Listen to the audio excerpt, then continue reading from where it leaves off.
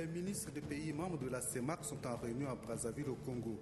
Ils préparent la 17e session ordinaire des chefs d'État et de gouvernement de la CEMAC qui s'ouvre demain à Brazzaville. Une commission de techniciens présidée par le ministre de la fonction publique s'est penchée ce matin sur le dossier des lauréats des écoles privées de santé. Cette opération débouchera sur un recrutement. La ville de N'Djamena continue par refaire peau neuve pour être véritablement la vitrine de l'Afrique centrale. Dans cette lancée, les travaux de réfection de l'axe Wali-Angeli viennent de prendre fin. Détail dans ce journal. Madame, Monsieur, bonsoir et bienvenue dans cette édition. Notre éditorial de la semaine porte une fois de plus sur la question de l'emploi au Tchad, le recrutement, les rapports entre employeurs et employés et le respect des textes réglementaires, autant de questions complexes analysées dans l'éditorial de Ahmad Makaïla. Mesdames, Messieurs, bonsoir. Le monde du travail du privé au Tchad est une vraie caverne d'Ali Baba. Il y a à prendre et à laisser. Le pire côtoie toujours le meilleur. La relative bonne paix des employés représente en réalité les hautes herbes qui cachent mal la forêt de misère et d'injustice dans laquelle végètent ceux qui ont fait le choix de travailler dans ce milieu. Mais pourquoi n'en parle-t-il pas là et toute la question, sinon la quadrature du cercle, un cercle visiblement vicieux. Autant les syndicats tergiversent et gesticulent, faisant souvent une tempête dans un verre d'eau, autant ces mêmes syndicats se prennent d'une subite amnésie collective quand il s'agit de discuter des conditions de vie et de travail avec le patronat. Et le patronat lui-même reste autiste face aux employeurs négriers. C'est sans doute la solidarité de la secte. Déjà, au commencement, les principes du recrutement sont sujets à caution. Dans la plupart des cas, il faut être pistonné si vous n'avez pas un patronyme qui vous trahit. Cette curieuse pratique est courante dans les banques. Selon que vous portez le nom, on va dire, à forte résonance, vous avez une chance sur deux d'être retenu, quelle que soit l'épaisseur de votre CV. Vu de ce côté, le clientélisme et le trafic d'influence du public n'a rien à envier aux pratiques du privé. Ainsi, les dés sont pipés dès le départ. Après le recrutement, les montants de salaire se négocient à la tête du fortuné pour les mêmes postes, les mêmes charges, le même volume horaire. Les salaires varient sans compter qu'il n'existe même pas une grille salariale standard propre au privé. Quand il est élaboré par l'État, comme dans le cadre du décret 1111 portant approbation et exécution des nouvelles grilles salariales, les employeurs font mine de l'ignorer et l'administration du travail acquiesce. Par ailleurs, rares sont les entreprises privées à capitaux ouverts qui concèdent une part au personnel comme partout dans le monde. Pas une seule ne communique sur son chiffre d'affaires à la fin de l'année à l'attention du personnel.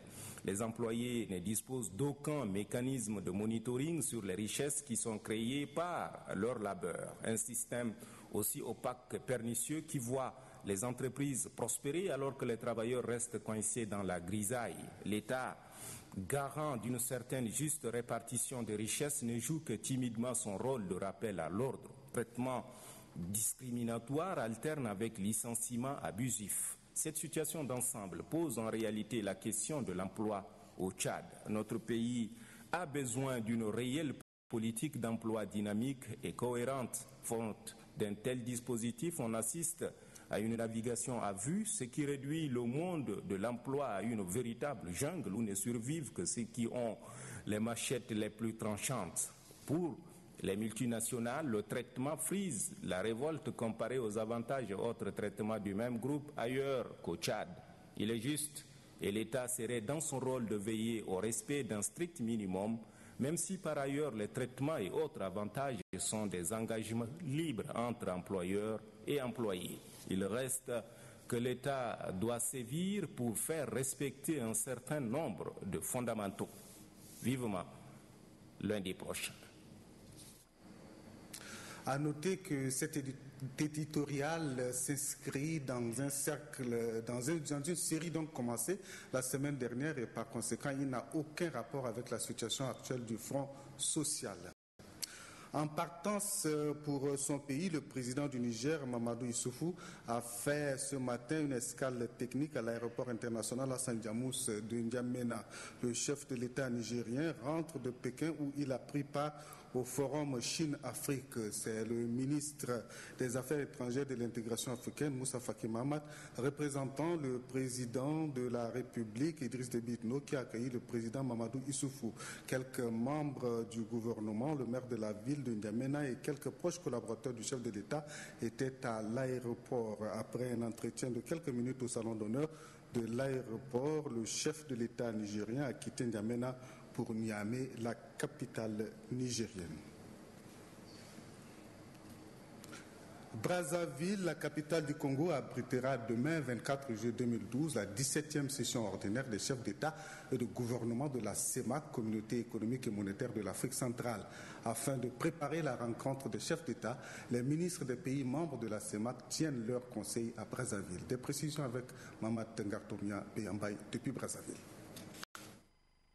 La 23e session ordinaire du Conseil des ministres de l'Union économique d'Afrique centrale, qui a eu pour cadre la salle de conférence du Palais des Congrès de Brazzaville, se tient à un moment particulier du processus d'intégration de la CEMAC.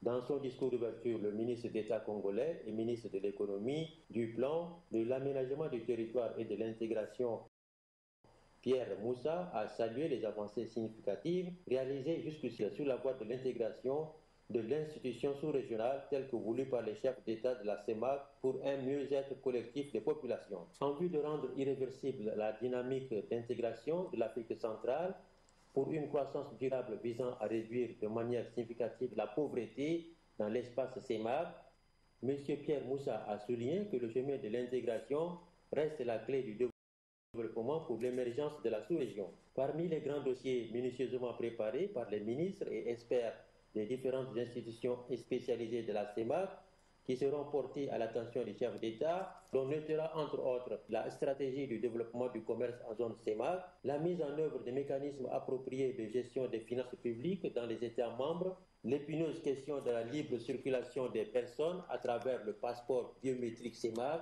ou encore le décollage effectif de la compagnie communautaire Air CEMAC. La rencontre statutaire des chefs d'État de la CEMAC, très attendue à Brazzaville, va également faire un diagnostic sur bien d'autres sujets d'intérêt majeur concernant l'organisation communautaire et des dossiers d'actualité de l'heure. Pour pérenniser ces actions à l'horizon 2025 et bâtir un espace économique intégré émergent, la CEMAC, qui regroupe 6 États membres, à savoir le Cameroun, la Centrafrique, le Congo-Brazza, le Gabon, la Guinée équatoriale et le Tchad, se fixe comme principal objectif de réduire la pauvreté à travers son vaste programme économique régional. Le Tchad est représenté à la réunion des ministres de la CEMAC par le ministre des Finances et du Budget Christian Georges Tikimbaye, celui du Commerce et de l'Industrie Mohamed Alao Taher et bien d'autres cadres et experts tchadiens. Revenons au Tchad pour signaler qu'en marge de la rencontre de restitution des travaux de l'opération Cobra, le Premier ministre Emmanuel Nadinga a visité les chantiers de construction des infrastructures à Biltine. Ces travaux s'inscrivent dans le cadre des préparatifs des festivités du 1er décembre à Biltine. Un reportage de Assira Nambatingar. Biltine, chef-lieu de Wadifira, est en chantier. De nombreuses infrastructures y sont en construction. Venu dans le cadre de l'opération Cobra, le Premier ministre Emmanuel Nadinga a tenu à constater de visu l'avancement de ces différents chantiers. L'hôpital moderne d'une capacité de 160 lits, comprenant des blocs administratifs et des aires de détente pour les malades, constitue la première étape de la visite du chef du gouvernement. En 43 jours de travaux, l'entreprise affirme avoir déjà exécuté le chantier à hauteur de 25%. À quelques centaines de mètres de ce chantier, il y a un autre. Il s'agit de la construction d'un marché moderne. Visiblement, les travaux avancent bien. Un peu plus loin, c'est un complexe sportif qui est en construction. C'est un joyau architectural de haute facture dont la finition motivera certainement les amoureux du sport. L'administration régionale verra aussi ses conditions améliorées grâce à la construction des bureaux et la résidence du gouverneur avec les équipements prévus. La visite a pris fin au chantier de construction de 30 villas de haut standing. Au cours de ces différentes visites, le chef du gouvernement a toujours insisté sur le respect des clauses du contrat et la qualité des ouvrages. Ce sont des dizaines de milliards de francs CFA que le gouvernement a débloqués à cet effet. Le chef du gouvernement, Emmanuel Nadinga, a donc instruit les autorités locales à veiller sur la bonne exécution de ces différents chantiers. Le chef du gouvernement a également eu des rencontres avec les autorités militaires des régions du Wadi Fira et du Wadaï. Le seul mot d'ordre est le respect de l'ordre et la discipline. Nous retrouvons une fois de plus Assira Nambatingar. Respect de la discipline militaire, sécurité des biens et des personnes, la vision du chef de l'État Idriss Déby Itno pour l'armée nationale tchadienne. Voilà les principaux points abordés par le ministre délégué auprès de la présidente de la République chargée de la défense nationale avec ses frères d'armes opérant dans la région de Wadi Fira. Le général Benaindo Tatola, qui se félicite des efforts fournis par les forces de défense et de sécurité dans ce sens, les exhorte à ne pas baisser la garde. Il a appelé les responsables militaires à faire le ménage dans leur rang pour mériter davantage la confiance de la population et du chef de l'État Idriss Déby Itno, qui nourrit de sérieuses ambitions pour ce corps. Le premier pas, a-t-il dit, est la réforme qu'il a organisée dans l'armée en fin de l'année 2011. À Abéché, le ministre a eu aussi une aparté avec les responsables militaires de la zone. Comme à Biltine, il s'est félicité du travail abattu par les forces de défense et de sécurité pour avoir restauré la sécurité dans la région. Si le ministre félicite ceux qui travaillent avec loyauté et fidélité, il a brandi des sanctions sévères à l'encontre de ceux qui se rendront complices des malfrats. Le ministre de la Fonction publique et du Travail, Mohamed Abali Salah, a tenu ce matin dans son cabinet une réunion avec les techniciens chargés d'étudier et d'évaluer les dossiers des lauréats des écoles de santé du secteur privé. L'objectif de cette opération est le recrutement de ces diplômés des écoles de la santé à la fonction publique. Les détails avec Adoumbi Hortense. Un quota de 1000 places est accordé cette année au secteur de la santé contre les 400 des années précédentes. Les lauréats sortis des écoles de formation publique sont déclarés prioritaires. Déjà, 520 viennent d'être recrutés par la fonction publique.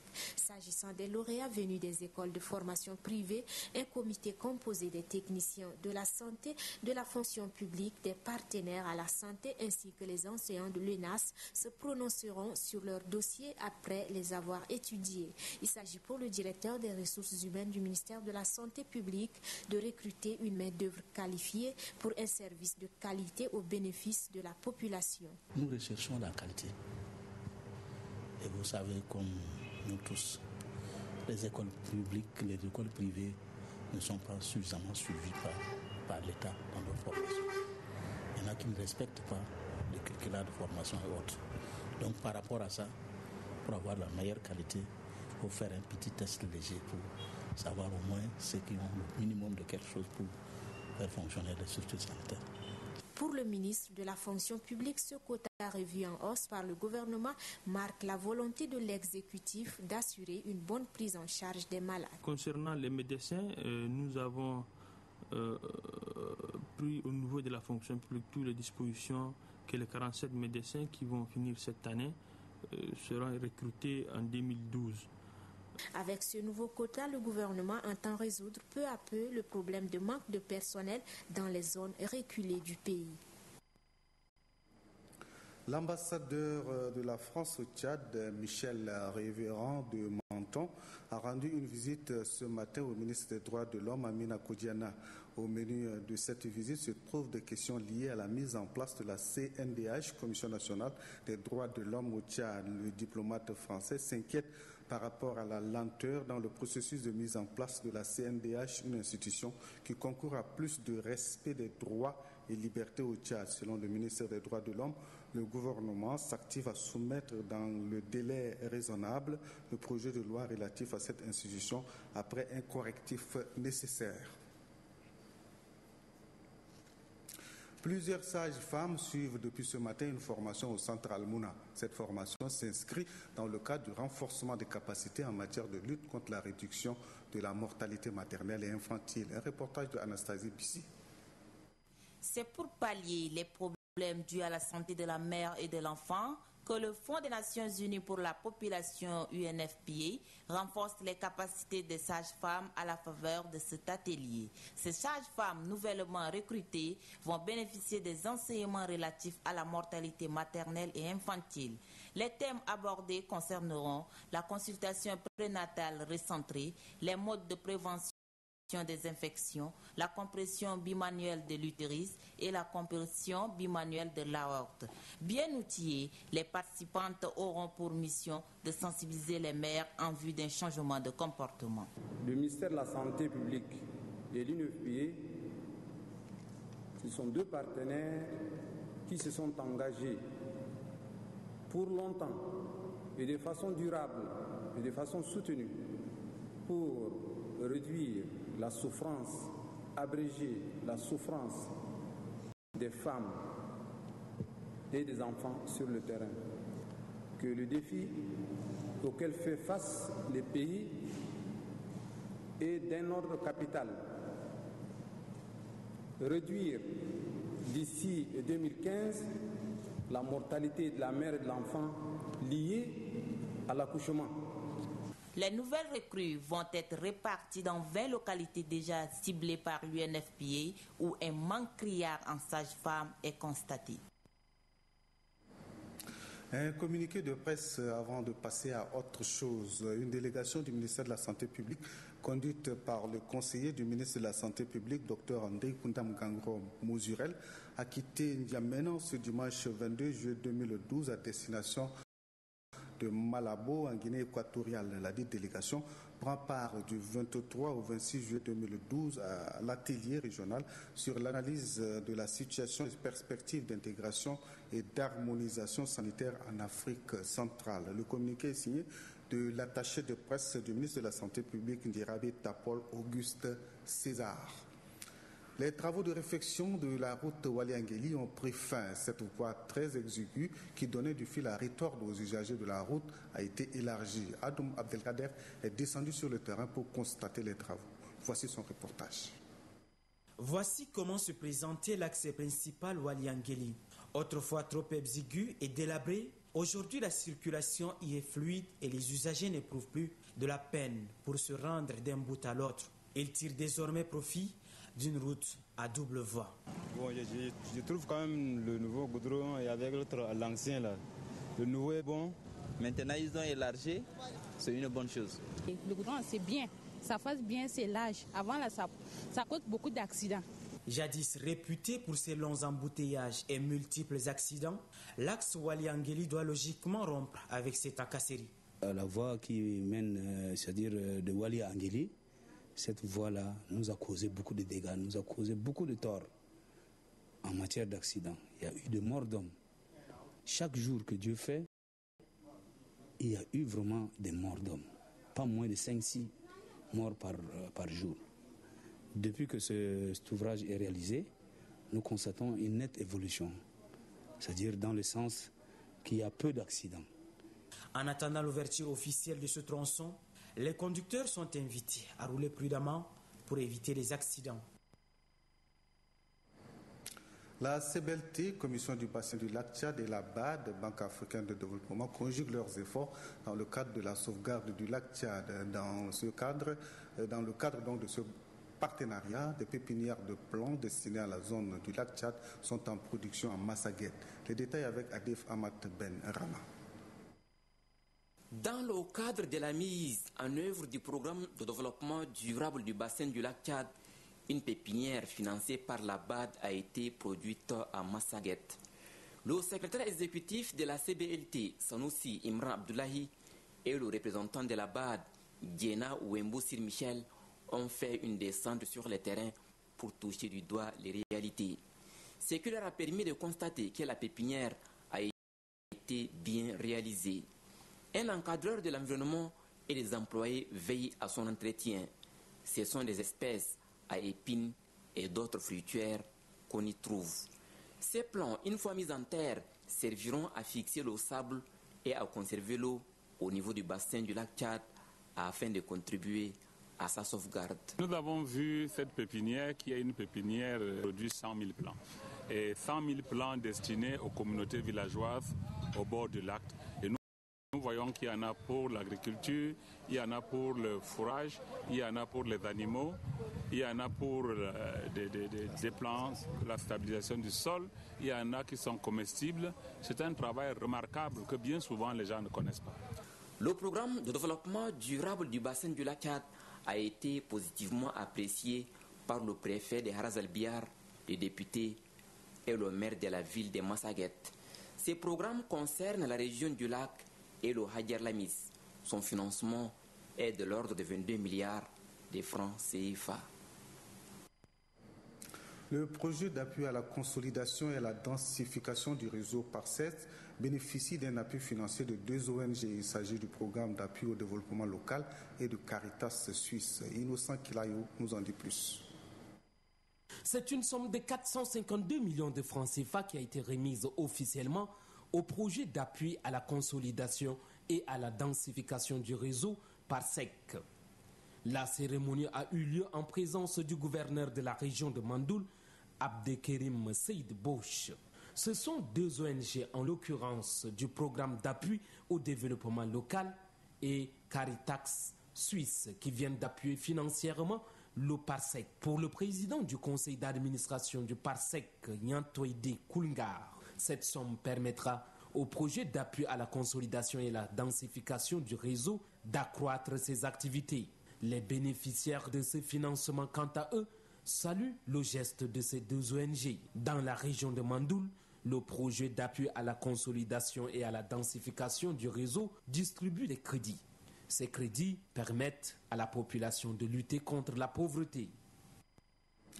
L'Institut Cheikh Al-Goni Tidjani Mahamat Al-Awal pour la mémorisation du Saint-Coran a organisé une cérémonie de remise de prix à ses élèves. C'est à l'issue d'une compétition de lecture du Saint-Coran. Les détails avec Ali Ibrahim Suleiman. Au départ, ils étaient 180 candidats à cette compétition coranique, une œuvre de l'Institut Cheikh Al-Goni Tidjani Mahamat Al-Awal pour la mémorisation du Saint-Coran. Cette compétition consiste à bien réciter les versets coraniques en respectant les consignes recommandées. À l'issue de cette épreuve, une trentaine de candidats s'est détaché du lot. C'est pourquoi les responsables de l'Institut leur ont décerné de nombreux prix. Les lauréats ont reçu des enveloppes, des bicyclettes, des motos et des pièces d'or. Dans son adresse, Algoni Baba Gana, responsable de l'Institut, s'est félicité des efforts fournis par ses élèves. Il entend revoir le programme d'enseignement pour permettre à ces jeunes d'accéder à plus de savoir. À cette occasion, il a encouragé ses élèves à plus d'efforts. C'est la même note de satisfaction qui a animé le vice-président du Conseil supérieur des affaires islamiques, Cheikh Ali Ahmad Taha. Ce leader religieux a surtout salué les efforts que ne cesse de consentir cet institut dans la formation des jeunes musulmans. Cheikh Ali Ahmad Taha a rassuré du soutien de son institution. C'est depuis 2 décennies que l'Institut Cheikh Al-Goni Tidjani Mahamat Al-Awal œuvre dans ce domaine.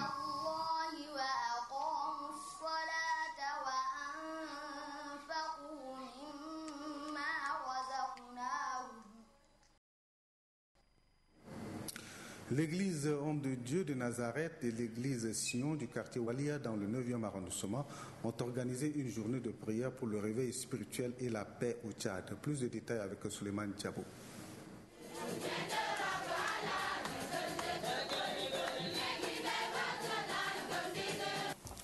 Les fidèles de l'église de l'Homme de Nazareth et de l'église Sion de Walia prient Dieu. Des prières pour le réveil spirituel des hommes d'église et pour la paix au Tchad. Après la prière dite par le pasteur René Marcel, des louanges, d'adoration ainsi que des offrandes ont constitué le temps fort de cette journée de prière. Nous nous tenons fermes à prier, aller contre l'ennemi, pour que les hommes qui sont tenus captifs soient libérés de l'emprise du diable. Mais aussi nous demandons à tous les fidèles d'être à genoux devant Dieu, prier pour les hommes, mais aussi prier pour les autorités pour que nous puissions mener une vie tranquille et de paix selon la volonté de Dieu lui-même. Pour les responsables de ces églises, les fidèles vont continuer le mouvement de réveil spirituel, et cela à travers des prières de délivrance démoniaque, des guérisons des malades et des bénédictions de l'ensemble du peuple tchadien. Aider les entreprises dans la tenue de leur comptabilité, c'est l'objectif premier du cabinet Henry, spécialisé dans l'audit et le conseil. Découvrons davantage le cabinet Henry dans ce public reportage signé Kadnouba Théophile.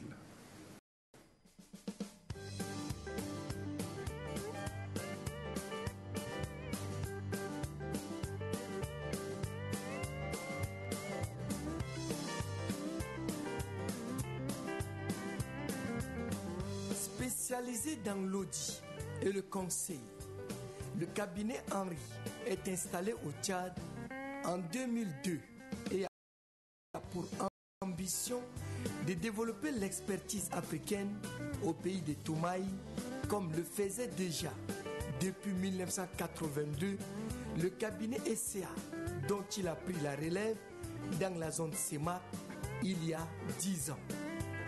Depuis quelques jours, ce cabinet aborde une nouvelle phase de son évolution. Cette intégration au réseau Ernest Young est marquée par une double cérémonie au Novotel La Tchadienne.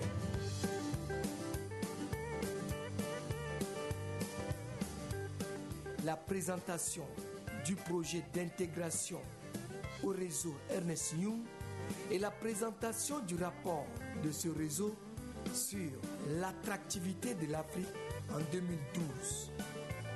Pour le président fondateur du cabinet Henry, cette cérémonie est l'aboutissement de la mise en œuvre du projet de développement de l'expertise africaine porté par son cabinet. Ce projet s'articule autour de quelques valeurs fondamentales qui sont le professionnalisme, le sens éthique élevé, l'esprit d'équipe et le sens des responsabilités. Nous aidons les entreprises dans la tenue de leur comptabilité, dans leur relation avec les impôts. Nous les aidons à payer le juste impôt sans payer le moins, en évitant le risque éventuel qu'ils aient à payer plus cher s'ils ne respectent pas les règles fiscales et qu'ils sont redressés par les impôts.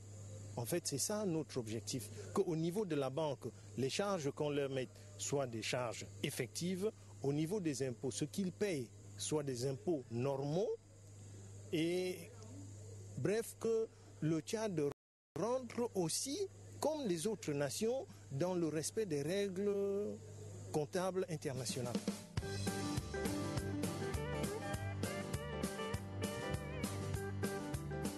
Le président fondateur du cabinet Henry d'ajouter que son institution a développé une expertise pointue et reconnue dans différents métiers relevant de son domaine d'intervention. C'est pour pérenniser et consolider ces acquis qu'ils ont décidé, à partir de 2012, d'évoluer dans ce nouveau partenariat. La genèse de cette ambition et de cette intégration, c'est d'abord de consolider et de pérenniser les acquis, comme je le dis. Notre évolution possède à ce titre une double ambition. Pérenniser effectivement notre structure afin qu'elle survive aux associés actuels, car la disparition aurait été un échec pour nous. Changer de dimension en accédant à un réseau plus important, un des plus grands et réputé être un des meilleurs au monde. Les objectifs assignés à cette nouvelle entité, c'est notamment de maintenir et de renforcer le leadership régional qui est le nôtre. Cela passe par 3 axes majeurs. Dans un premier temps, élargir le champ des expertises offertes dans la CEMAC et en Afrique. Pour cela, le nouveau groupement a créé 2 bases d'excellence régionales. Une de ces bases, c'est sur le conseil et l'autre, c'est sur les industries extractives. À la faveur de cette cérémonie, le directeur général d'Ernest Young d'Afrique du Sud, Joseph Pagop Nopoué, a présenté le rapport d'attractivité de l'Afrique pour l'année 2012. Selon lui, les investissements directs étrangers en Afrique ont connu une croissance de 6%. Preuve que les investisseurs étrangers ont compris que l'Afrique regorge d'énormes potentialités et que le terrain y est presque vierge, contrairement à d'autres continents qui sont saturés. Toutefois, les responsables d'Ernest Young relèvent qu'il subsiste encore un fossé au niveau de la perception entre ceux qui font déjà des affaires en Afrique et ceux qui n'ont pas encore investi et continuent à associer le continent principalement à l'instabilité et à la corruption.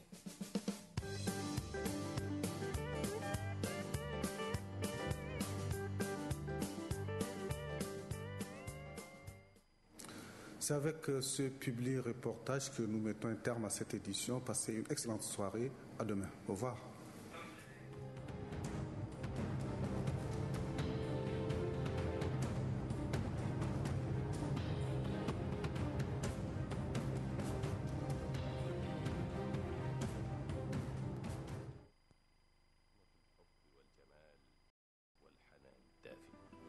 فيك نلتقي